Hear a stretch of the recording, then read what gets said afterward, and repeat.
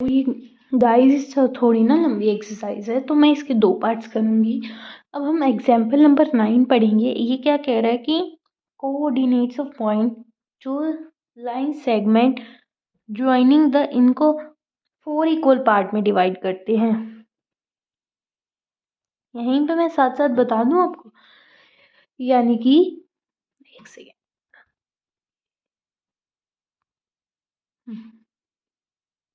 Clear है? अब clear है।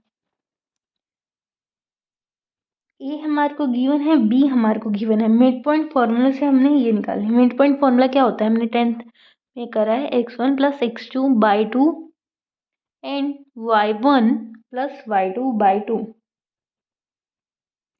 -4 प्लस 0 बाई 2 क्या आएगा, -2 क्योंकि -4 बाई 2 2 -2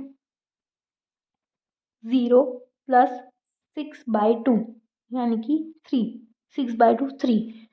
तो इसमें हमारा ये पॉइंट आ जाएगा। अब ये डी पॉइंट का ए और सी मिड पॉइंट है। सबसे पहले ना हमने इसको डिवाइड कर लिया है।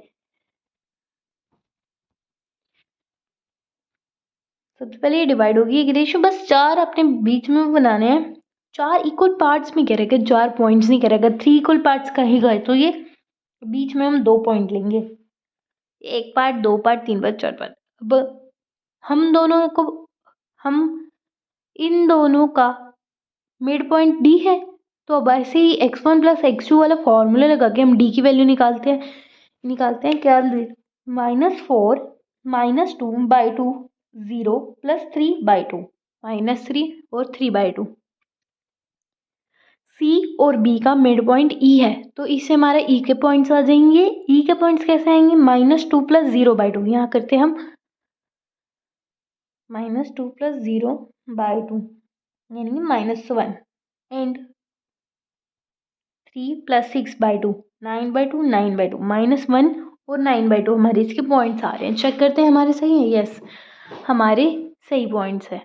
तो ये तीनों हमारे पॉइंट्स आ गए 4 इक्वल पार्ट्स में जो डिवाइड कर रहे थे, सी डी और ई के points. C D E, yes, C D और ई के पॉइंट्स हमारे आ गए हैं। अब हम 11th क्वेश्चन करेंगे। According to the 11th question, 3 vertices of a parallelogram taken in order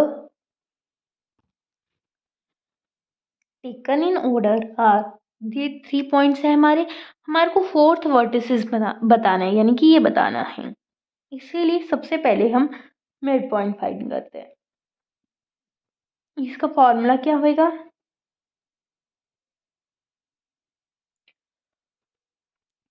देखिए अब हम ए सी से निकालते हैं मिड पॉइंट। क्या आएगा, -2 प्लस 2 बाई 2 0 और 1 आ गया, लिख लो। अब हम बी डी से निकालेंगे तो हमारे एक्स और वाई की वैल्यू आ जाएगी, क्योंकि हमारे को पता चल गया है कि ओ लगा लो, हमारा मिड पॉइंट 0 और 1 है। तो फॉर्मूला पुट किया, x plus three by 2 midpoint का formula is equal to 0 and y plus 4 by 2 is equal to 1। ऐसे करके आपकी x और y की वैल्यू आ जाएगी। अब हम आगे बढ़ रहे हैं। अब हमारे क्वेश्चन आएंगे problems related to area of triangle, यानी कि हम 13 क्वेश्चन पे हैं। फाइंड द वैल्यू ऑफ के, अगर आपको दिख नहीं रहा, एक सेकेंड यार।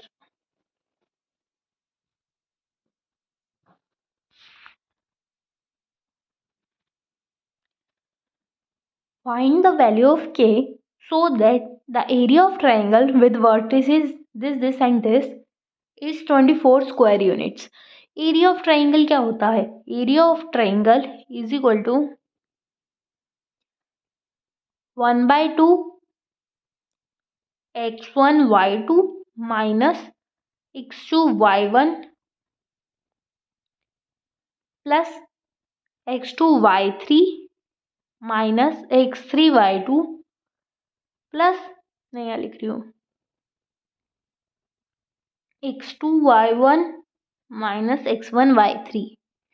इसको थोड़ा कॉम्प्लिकेटेड है, ये फॉर्मूला आपको लर्न करना पड़ेगा, धीरे धीरे हो जाएगा। प्रैक्टिस मेक्स अ मैन और वुमेन परफेक्ट। सो इसके बाद हमारे को दे रखा है हमारे को, एरिया गिवन है यहाँ पे 24 स्क्वायर यूनिट। यहाँ पे पुट करेंगे और आपकी वैल्यूज पुट करेंगे जो हमारे को दे रखी है, यानी कि ये x1 y1 x2 y2 x3 y3 given है हमारे को, पुट किया हमने, हमारा इन शॉर्ट ये निकला। इसको और क्रॉस करके हमारा ये निकल गया। मॉड क्यों लगता है? अगर हमारी माइनस में वैल्यू होए उसको प्लस में कन्वर्ट हो जाती है, दैट्स वाई हम मॉड लगाते हैं। मोड हटा दिया हमने क्योंकि ऑलरेडी प्लस में थी, आगे माइनस क्या है वो हमारी टेंशन ही है, यहीं आगे देखने हैं, आगे हम उसको उधर लेके जाएंगे ना अब। तो फैक्टर्स बन गए हमारे यहाँ पे 2 के स्क्वायर प्लस 3 के -27 के फैक्टर बना लिए हैं हमने। देन देखो रिजेक्टिंग नेगेटिव वैल्यू, तो हमारी के की 2 वैल्यू आई है, -9/2 और 3। सो ये हमारा एग्जाम्पल नंबर 15 और आखिरी एग्जाम्पल है, और इसके बाद एक्सरसाइज आपका होमवर्क है, आप खुद करेंगे। फाइंड द वैल्यूज ऑफ के in order that the points K1 5 5 10 7 में बी कॉलीनियर। कॉलीनियर हम कैसे निकालते हैं एरिया ऑफ ट्राइंगल में? जब ये इक्वल आते हैं 0 के, यानी कि area of triangle is equal to 0, यानी कि हमारे पॉइंट्स कॉलीनियर है। तो यहाँ पे हमारे को के की वैल्यू निकालनी है और दे रखा है कि पॉइंट्स कोलिनियर हैं, आपको पहले से ही पता है तो आप 0 रख देंगे। एरिया ऑफ ट्राइंगल हमारे को यहाँ पे 0 है, सेम जो इससे पहले वाले क्वेश्चन में था। अपने के की वैल्यू आ गई हमारी -5। बहुत इजी है, थोड़ा दिमाग लगाएं चल जाएगा। और आप ऐसे मल्टीप्लाई करते हैं, के को 5 से, 5 को 1 से, 5 को 7 से, 5 को 10 से, आप ऐसे बना के भी कर सकते हैं, ईजी रहेगा।